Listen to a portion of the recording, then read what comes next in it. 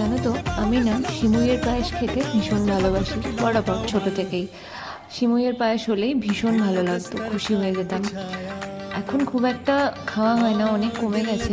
তবে হায়দ্রাবাদে আসার পর এই সিমুইয়ের পায়েসটাকে আর একটা নামে জেনেছি, যেটা হলো শির খুরমা, যেটা স্পেশালি ঈদেতে তৈরি হয় আর ভীষণ ভালো লাগে, এতটা টেস্টি হয় না। আমার অনেক ফ্রেন্ডস এবং কালিগ আছে যারা প্রতি বছর ঈদের সময় শিরখুরমা খাওয়ায়। সত্যি কথা বলবো, মানে এর টেস্ট জাস্ট বলে বোঝাতে পারবো না, এতটা অসাধারণ বানায় ওরা। ওরা আরও অনেক রকমের ইনগ্রিডিয়েন্টস দেয়, বিভিন্ন রকমের ড্রাই ফ্রুটস, কেশর, কনডেন্সড মিল্ক, অনেক কিছু দিয়ে বানায়। আমি এখানে জাস্ট সিম্পলভাবে বানিয়েছিলাম, কাজু কিশমিশ সেবাই দিয়েছিলাম ঘি দিয়ে, আর হালকা একটু এলাচ গুঁড়ো দিয়েছিলাম আর দুধ, ব্যাস এইটুকুই। কিন্তু আমারটাও খেতে খুবই সুন্দর হয়েছিল। তবে আমি বলবো না এটা শিরখুরমা, এটা আমার কাছে নর্মাল সেমাইয়ের পায়েসই। শিরখুরমার টেস্ট আলাদা লেভেলের হয়। আমি সত্যি হয়তো অতটা সুন্দর করে বানাতে পারবো কিনা জানি না।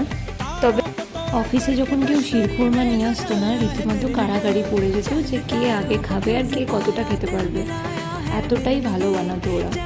তো যাই হোক, আমার মতো কে কে তোমরা আছো যারা এই সিমাইয়ের পায়েস বা শিরখুরমা খেতে খুব ভালোবাসো, অবশ্যই কিন্তু কমেন্ট করো আর জানিও তোমাদের কেমন লাগলো এই রেসিপিটা।